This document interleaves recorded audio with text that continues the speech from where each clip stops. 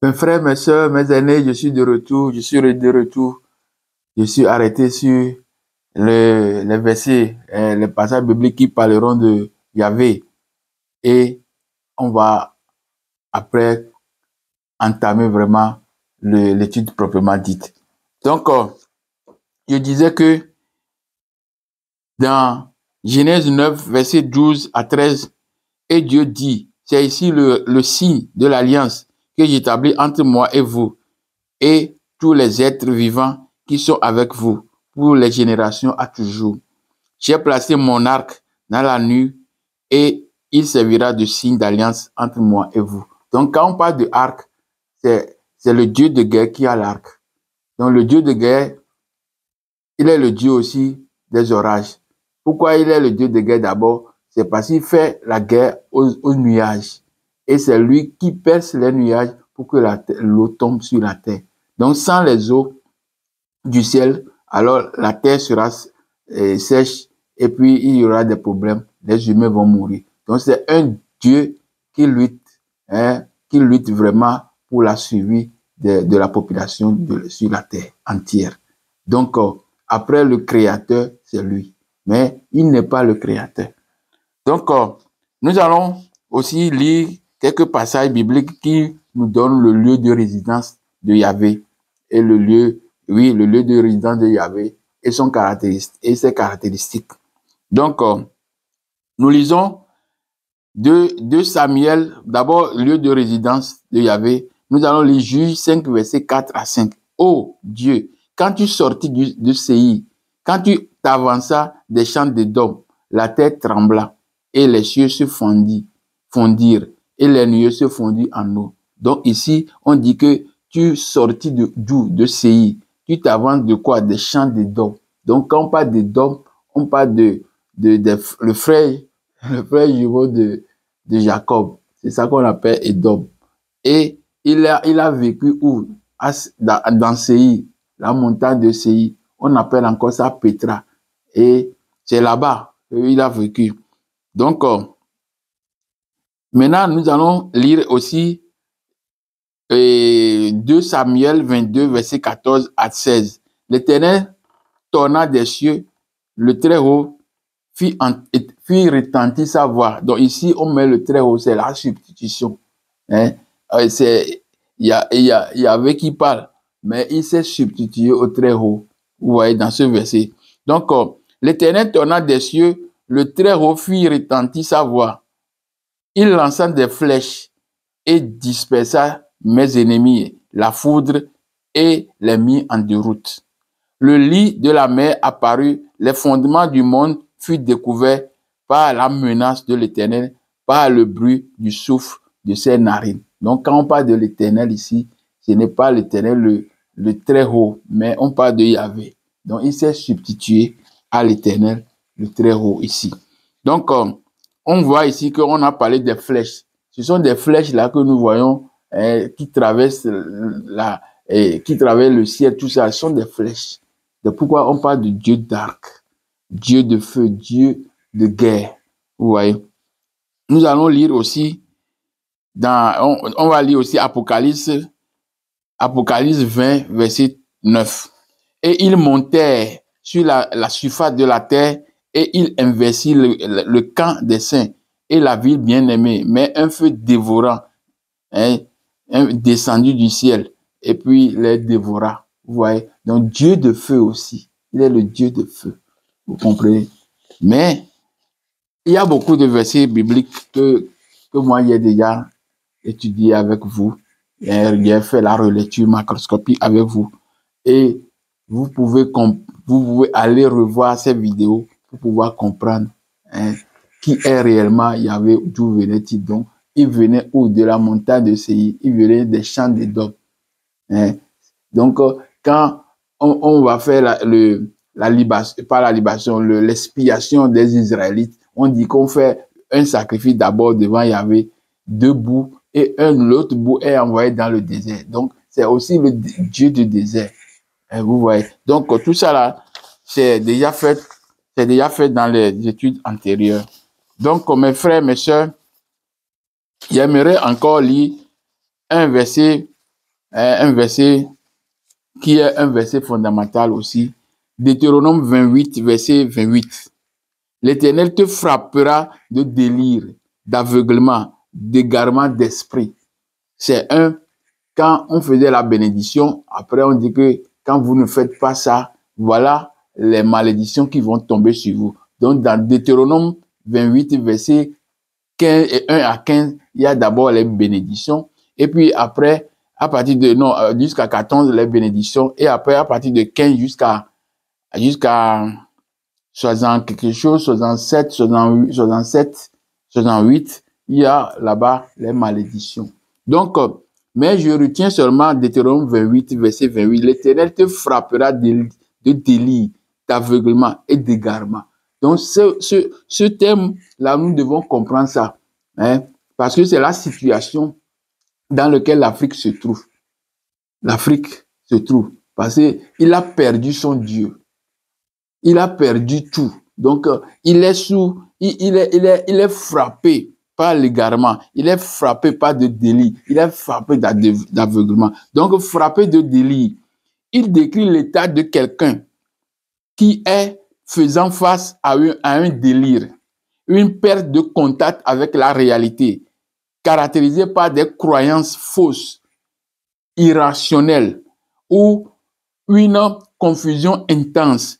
Il peut se manifester par une agitation, des propos incohérents ou des convictions inébranlables, perte de sens de réalité, une agitation incohérente, tenue des propos qui n'ont pas de sens.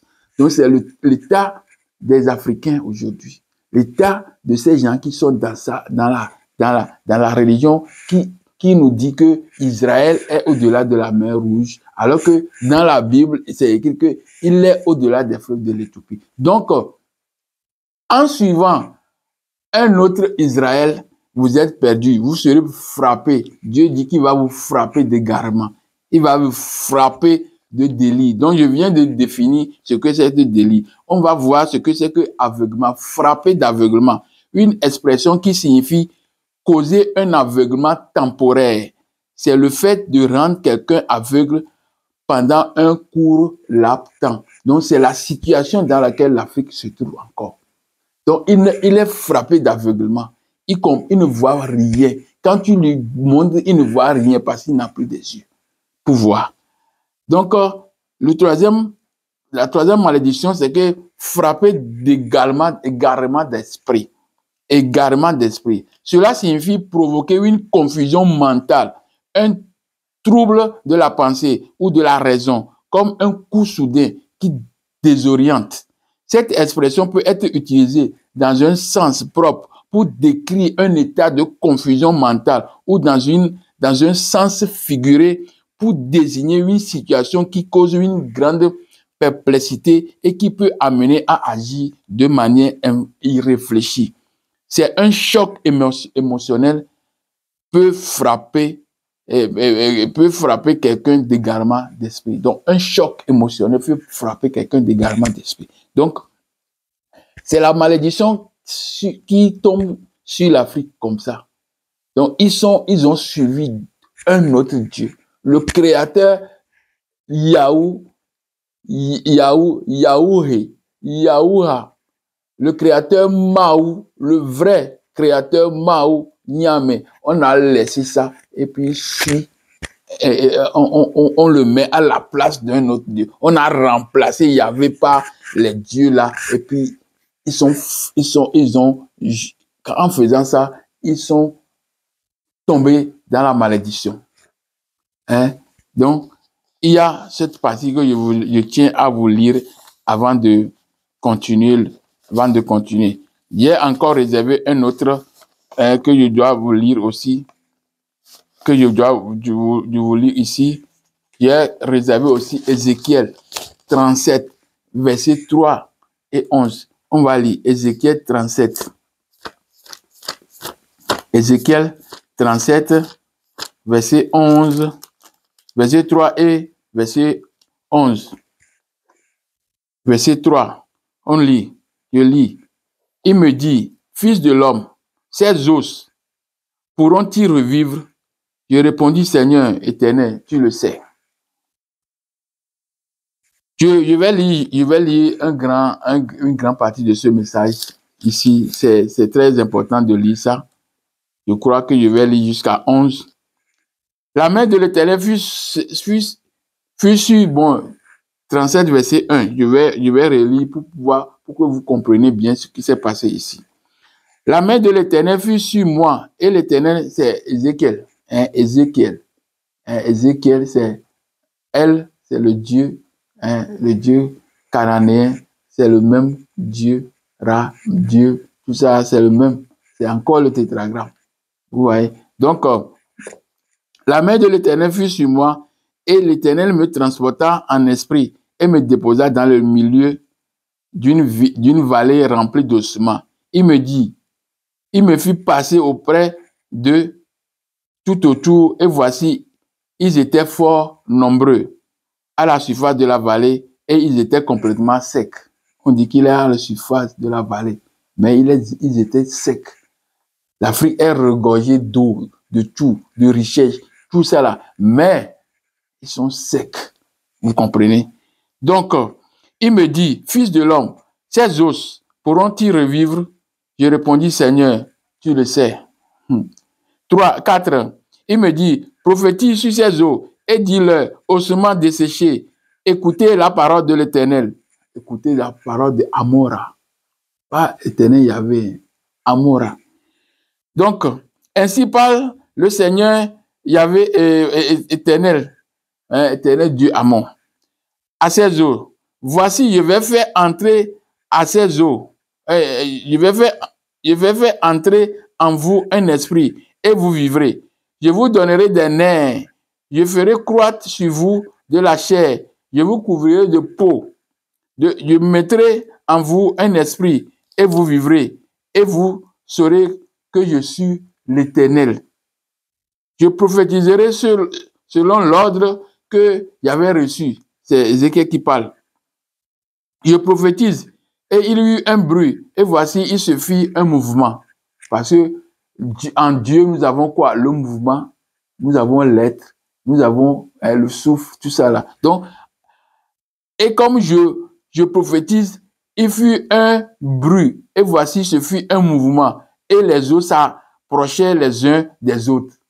Vous comprenez? Donc ça, c'est le mouvement que nous avons avec Dieu. Ça. Donc, je regardais et voici, il leur vint des nerfs, la chair crue et la peau les couvrit par-dessus, mais il n'y a point en eux d'esprit. Donc, en lui, nous avons quoi? Nous avons l'être, nous avons le mouvement, nous avons l'être, nous avons le souffle. Vous comprenez? C'est le Dieu, le Créateur. Hein? C'est le Créateur même. Amora, Imana, Nyame, Maou, Yaouha, Yaouhe. C'est le Dieu qui souffle. Dieu de souffle, d'énergie. L'énergie, c'est ça qui est dans le souffle. Le souffle et l'énergie font un. Vous comprenez? Donc, je prophétise selon l'ordre qu'il m'avait donné et l'esprit entra en eux et il reprit vie et il se tint sur leurs pieds. C'était une armée nombreuse, très nombreuse. Hein, vous voyez? Donc, je lis encore le 9 d'abord. Il me dit, prophétise et parle à l'esprit. Prophétise, fils de l'homme, et dis à l'esprit. Ainsi parle le Seigneur, l'Éternel. Esprit, viens des quatre vents. Souffle sur ces morts et qu'ils vivent.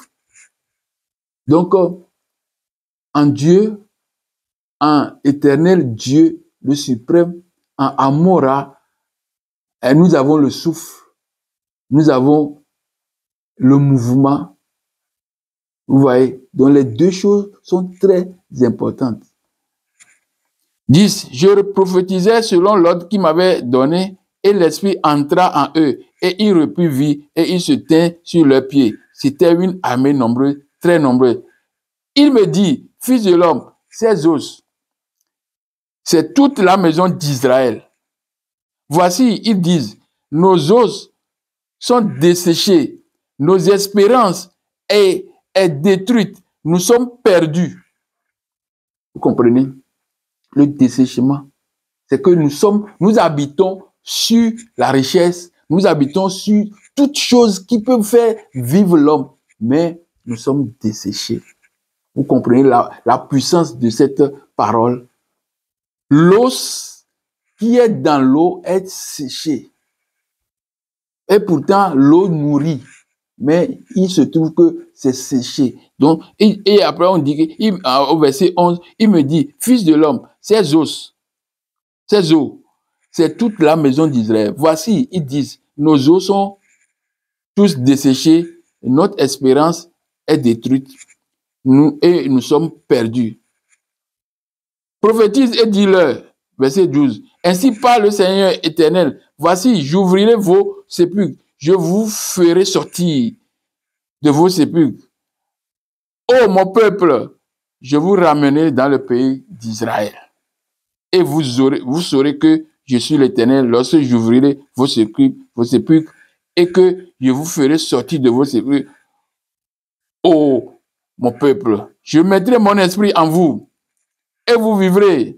Je vous rétablirai dans votre pays et vous saurez que moi, Éternel, j'ai parlé et j'ai agi. C'est l'Éternel Amon-Ra qui parle ici. Vous comprenez? Donc, on a en lui le souffle, l'énergie, le mouvement. C'est ça qui est ici. Et l'armée qui est là debout, c'est Israël. Et Israël, là, c'est lui qui est au-delà des fleuves de l'Éthiopie, qui apportera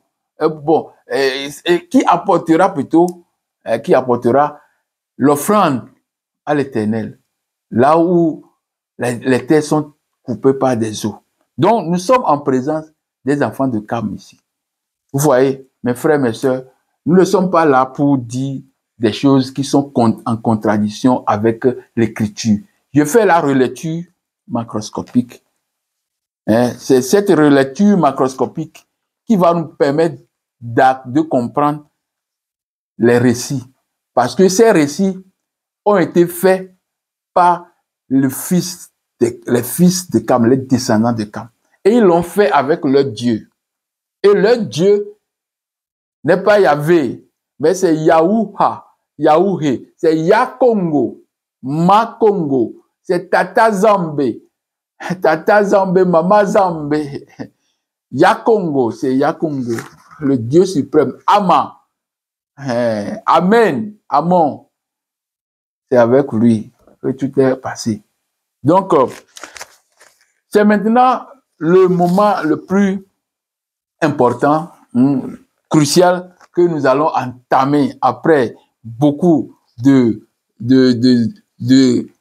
circuits. Oui, c'est parce que ces circuits nous ont permis d'avoir encore une idée sur ce qu'on doit faire exactement dans ce message. Donc, pour commencer cette étude de ce soir intitulée « Le Dieu invoqué dans l'Afrique intérieure n'est ni Yahvé ni Allah, mais plutôt le tétragramme Amon, Amen, Yahuha, Yahouhé, Amma, Amaou, Yame, Mugu, etc., etc. J'aimerais vous faire écouter deux textes. Le premier est un extrait de la Bible de Tob, année 2004, la page 21. Et le second est du prophète prédicateur Simon Kibangu, né en 1887, arrêté par les colons en 1921, condamné à la prison à vie, où il est mort en 1951. Donc, il y a deux messages, ou bien deux extraits que je vais vous lire plutôt. Le premier, c'est la Bible de Tob, année 2004, la page 21. En racontant les origines du monde et de l'humanité, les auteurs bibliques n'ont pas hésité à puiser directement ou indirectement dans les traditions de l'ancien Proche-Orient. Je vous ai dit que Proche-Orient n'existe pas. C'est une construction. L'Orient est allé jusqu'à Chine. L'Orient est parti jusqu'au Japon. Donc, on ne peut pas nous dire que l'Orient, c'est là-bas.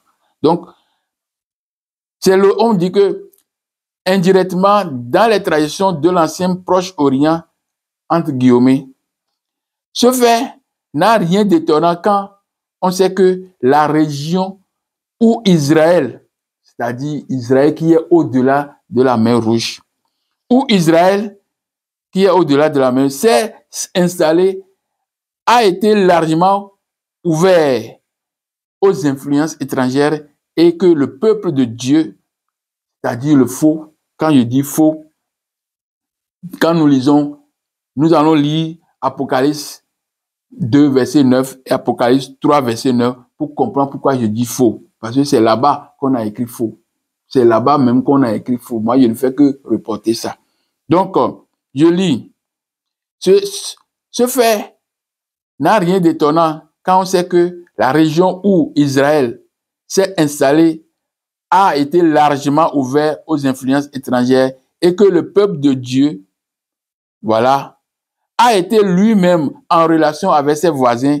On connaissait les voisins, mais on n'a jamais parlé du dieu de Madianite, des dieux des Amalécites, des dieux des Édomites. Tout ça, on n'a pas parlé. Mais on a dit qu'il est en relation avec ces choses-là. Pourquoi on n'a pas parlé de ces dieux-là? Dieu continue.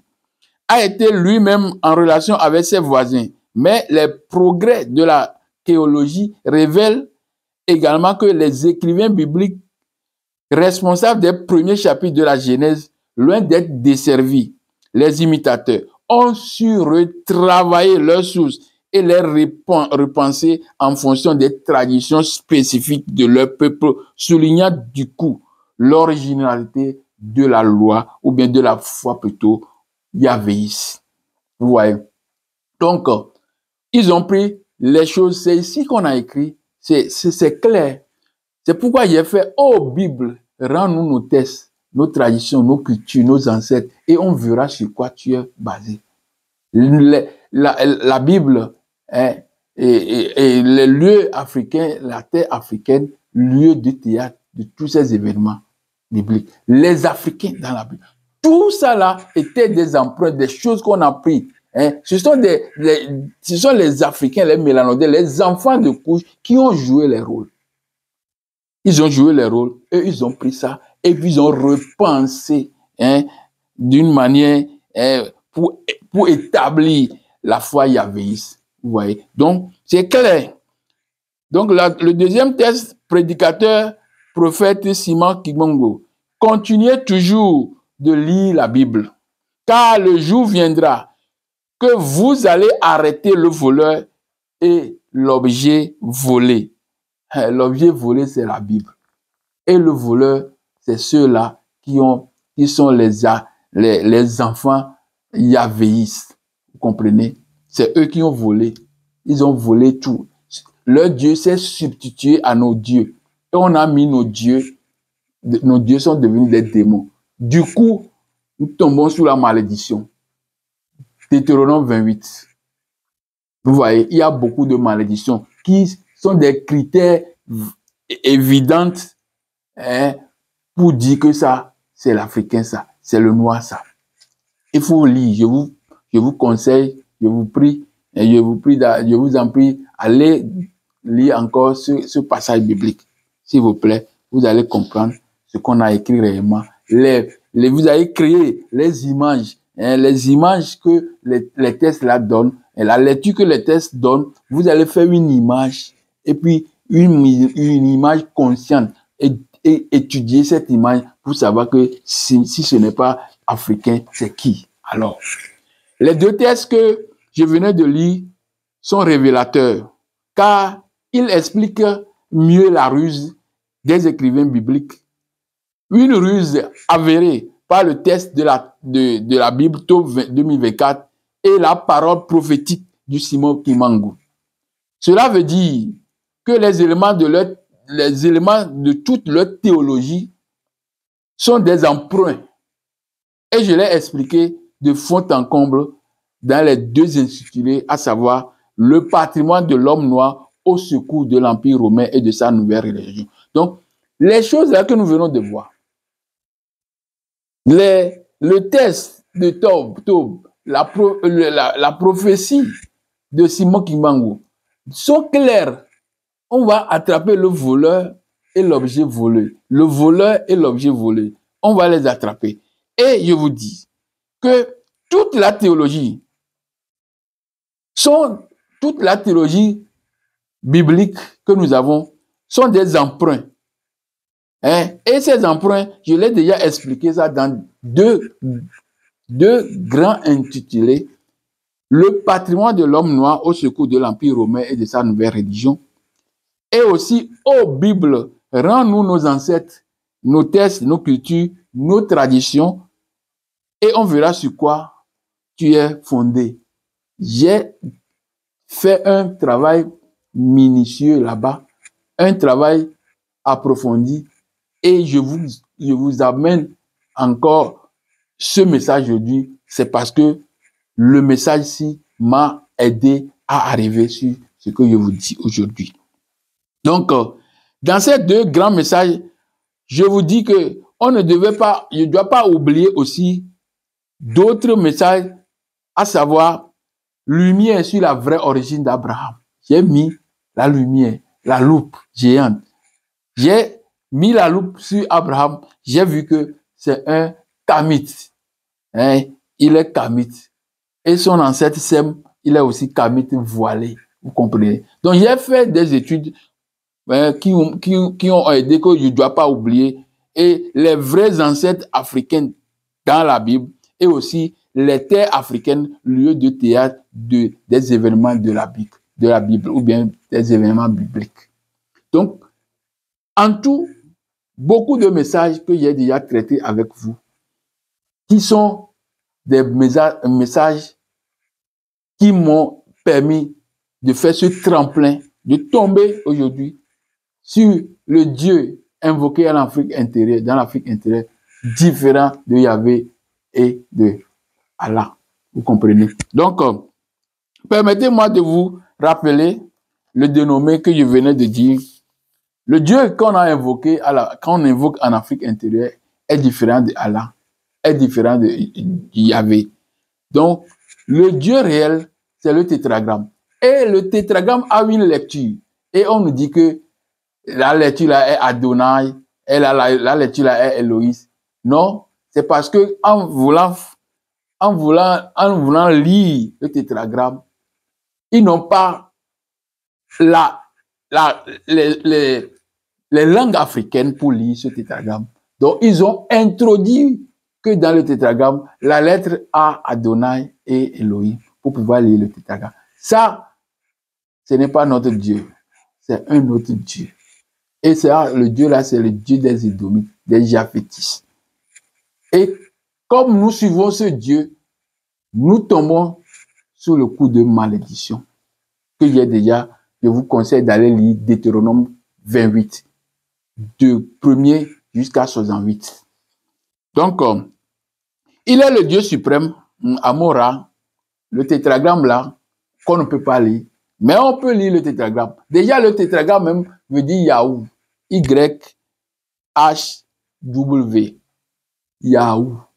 Y, c'est Y. H, c'est Ha. Et Oué, c'est Ou. Ou bien, c'est Ou. Donc, ça fait Yahou. C'est direct. C'est direct. D'où venait Yahou? Yeo, Yo, Io, Ya. D'où venait tout ça là? C'est dans le tétragramme que c'est sorti. Il ne voulait pas dire ça. Il dit que c'est imprononçable. On ne doit pas prononcer le nom de Dieu. Et pourtant, on dit Yahvé. Donc, il est le Dieu suprême, il est le Dieu, il est l'unique des uniques que nos ancêtres égyptiens appellent Netchewa. Dieu unique des uniques. Netche, c'est Dieu. Unique, c'est Wa. Waou. Donc, Netchewa et Netchewaou. Dieu unique des uniques. Waou veut dire les uniques. Donc, vous n'êtes pas sans savoir qu'il y a 2000 ans que nous sommes traqués dans tous les côtés, et de tous les côtés par un récit théologique monté de toutes pièces, un récit théologique plagié, que nous sommes traqués par un emprunt massif, dit parole de Dieu de la tribu d'Israël. Le seul Dieu qui existe sur la terre des vivants, alors que leur récit même prouve le contraire.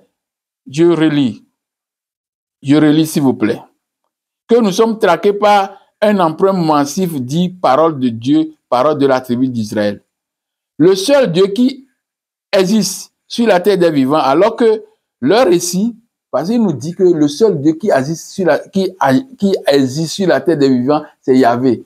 Et qu'après lui, il n'y a pas un autre Dieu sur la terre des vivants, alors que les récits même prouvent le contraire sur beaucoup de points. Si nous lisons, donc voilà, ils ont présenté leur Dieu qui est devenu Dieu unique. Alors que dans les récits bibliques, nous voyons que c'est une contradiction. Parce que les récits bibliques ne nous disent pas que Dieu est unique.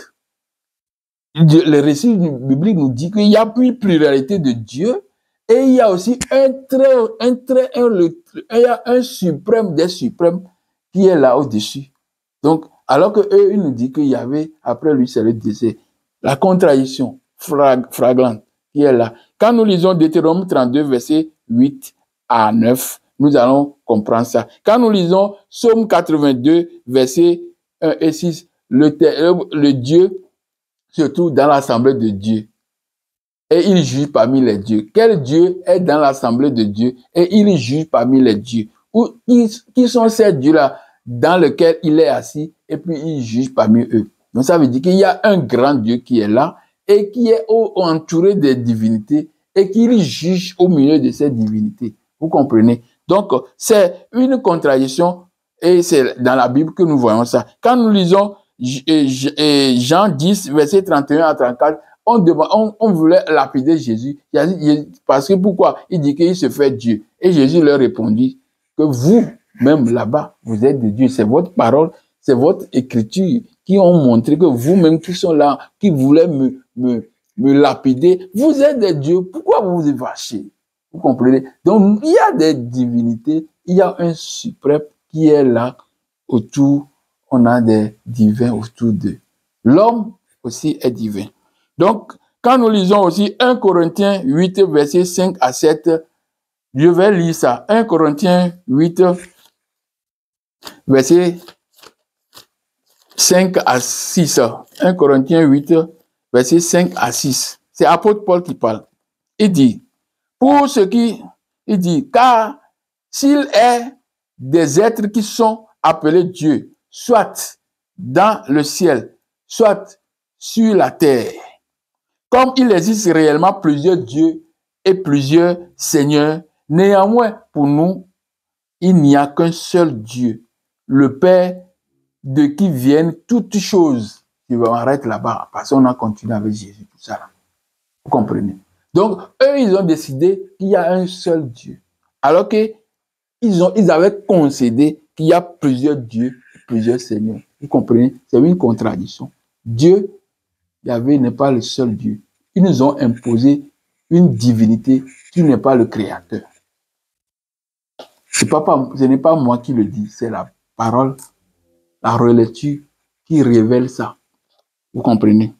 Donc, nous remarquons, leur Dieu, Yahvé, ou Allah, n'est pas unique Dieu. Il est Dieu parmi tant d'autres.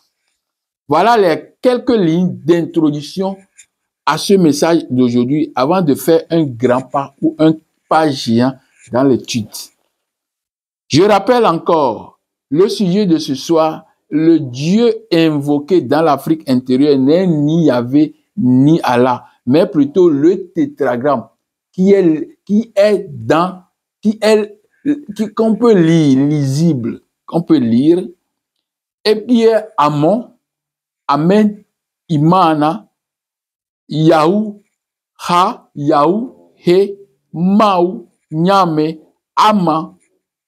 Et Niamey, c'est encore Niamey. Niamey, la capitale du Niger porte même le nom du créateur. Niamey. Niamey, N-I-M-E-N-Y-A-M-E,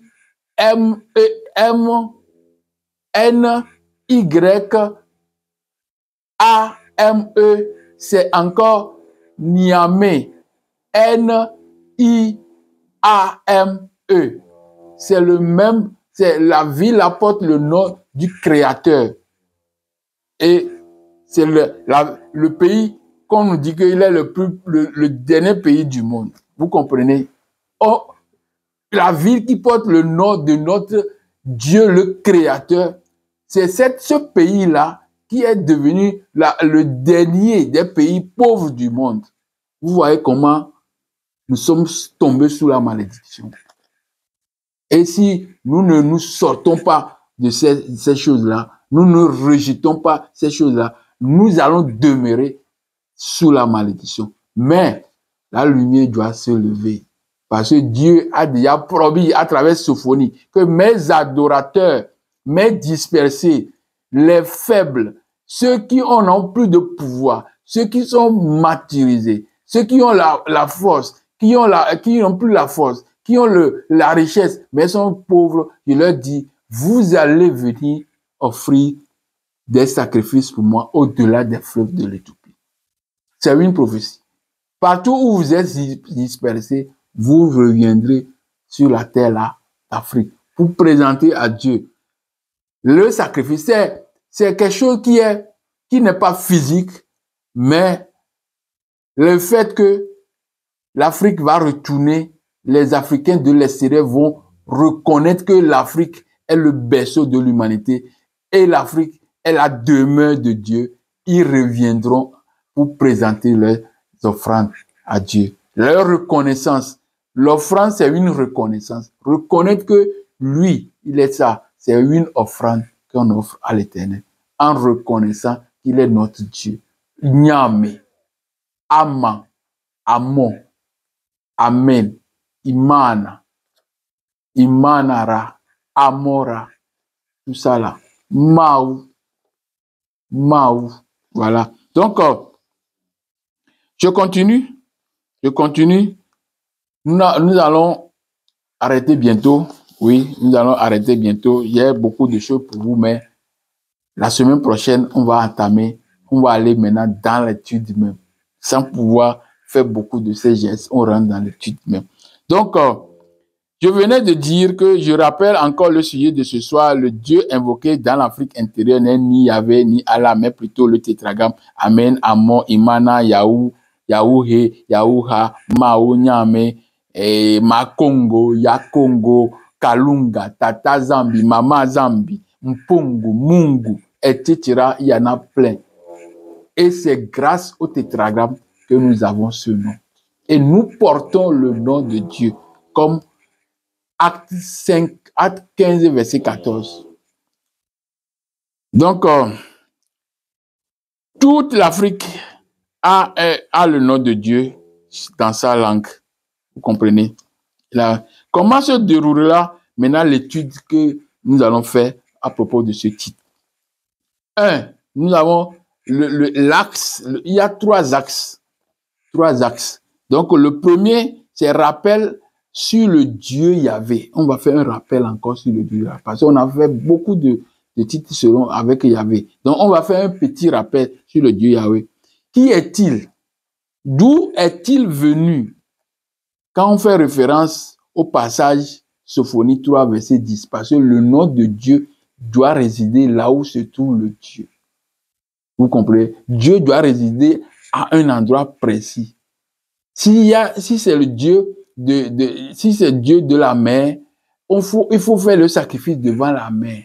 Si c'est le Dieu de la forêt, il faut faire le sacrifice devant la forêt ou bien dans la forêt. Si c'est Dieu des savanes, il faut aller dans la savane. Donc, chaque divinité a un lieu de demeure. Et si tu veux offrir une offrande, il faut aller dans ce lieu-là pour lui offrir le sacrifice. C'est comme ça. On ne peut pas faire autrement. C'est pas on dit que comme vous allez à Jérusalem, le jour viendra, personne n'ira à Jérusalem car Dieu est partout. C'est pas fait de Dieu est partout. Dieu est partout, mais c'est hypothèse, hein, parce que Dieu est invisible. Donc sa visibilité, ce sont des choses que nous connaissons, qui sont matérielles. Et donc ces matériels-là sont à un endroit précis. C'est là-bas qu'il faut aller pour faire la reconnaissance. C'est comme ça, ça se passe. Donc, c'est le premier point, ça. Le deuxième axe, c'est le nom fourni par le tétragramme. le nom fourni par le tétragramme. Nous allons relire encore le tétragramme. Nous allons relire le tétragramme pour voir quel est le nom que le tétragramme donne. Et puis, nous allons faire le troisième point. D'où venaient ces différents noms de Dieu élevés dans les peuples africains? Peuple divin, peuple élu de Dieu, Amora, Yakongo. Parce que le nom du Dieu, c'est Congo. Le nom du Dieu, c'est Yakongo. Et le peuple qui porte le nom de Dieu, c'est Congo. Et Congo n'est pas seulement la rivière, mais nous sommes Congo. Moi qui vous adresse aujourd'hui, je suis Congo. Pas Congolais, mais Congo. Les Congolais sont Congo. C'est le peuple qui porte le nom de Dieu est Congo. Donc, j'ai dit 4 as, mais on va finir en faisant une conclusion pour dire, dans la conclusion, pour montrer que le peuple qui porte le nom de Dieu, il est un peuple élu. Parce que la parole dit que il est choisi parmi la nation de la terre, un peuple qui porte mon nom. Donc, si nous portons le nom, alors nous sommes le peuple de Dieu. Nous sommes le peuple qui porte son nom. Et nous savons que aucune personne sur cette terre, aucun peuple ne porte le nom de Yahvé. Il n'y en a pas. Pas du tout. Yahvé n'est pas égal à Yahou, non. Yahvé n'est pas égal à Yahou. Vous devez comprendre ça. Mais si vous ne comprenez pas, faites des études pour comprendre ça. Yahvé, personne ne porte le nom de Yahvé. Personne ne porte le nom de Allah. À moins quelques Abdallah, il y a 3 noms ou bien 4 noms comme ça qu'on a Allah dedans.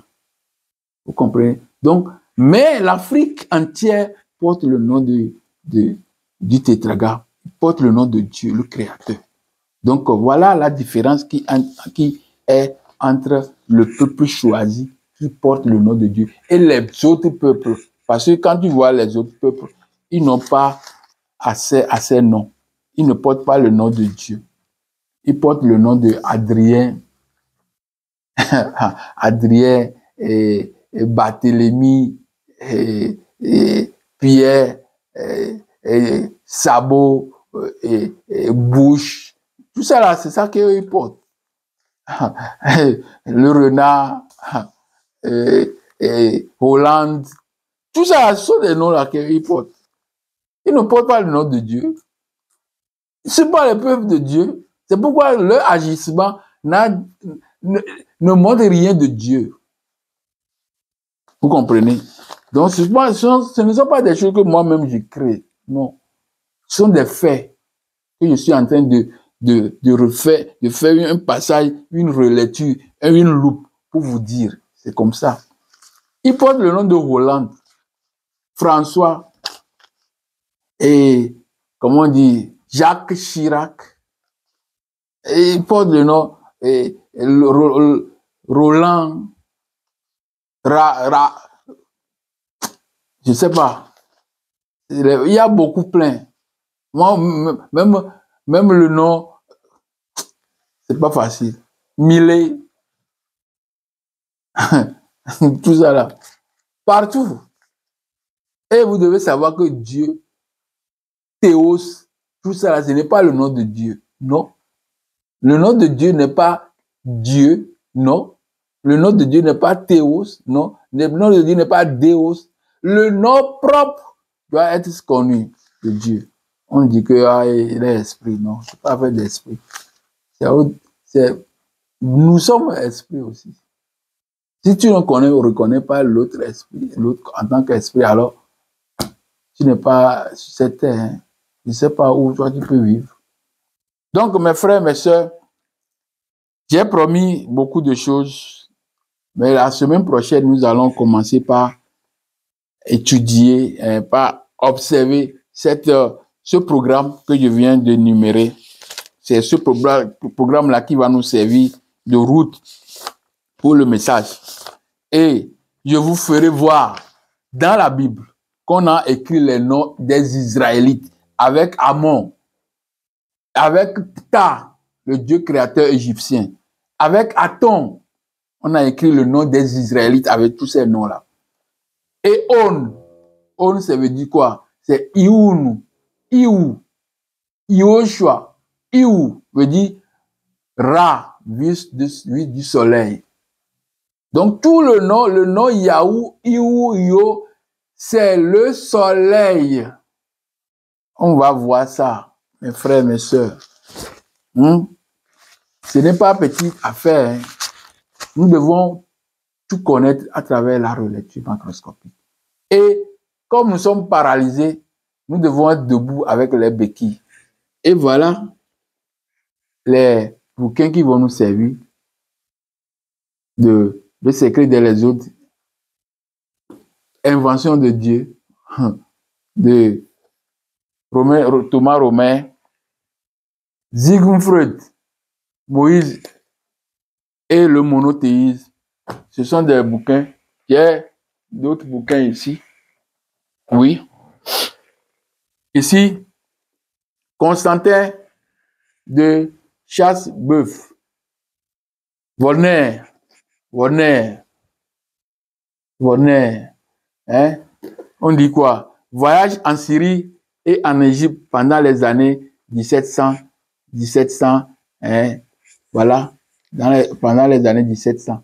Ce sont des bouquins que nous devons lire pour comprendre. Les gens ont vécu des événements avec des preuves réelles. Et la Bible de notre docteur Akey, l'homme qui nous a aussi ouvert les yeux, il est notre pilier. La Bible, une histoire détournée du peuple noir. Voilà, je vous invite, je vous demande à vous procurer de ces bouquins. Il y en a plein, beaucoup. Hein. Donc, je m'arrête ici en vous souhaitant une bonne semaine, une agréable semaine, et que la paix de notre Dieu, de notre Amora, parce que quand on dit Dieu, c'est on est dans le vulgaire. On doit appeler le nom de Dieu par son nom. Que le nom, la paix d'Amon, Ra, Imana, Ra, Nyame, Mugu, Pungu, Ma Congo, voilà, Congo, je suis Congo, Ma Congo, que la paix du Congo, Ma Congo, Yakalunga, soit sur vous. Et on se retrouvera la semaine prochaine. Bye bye, à tantôt.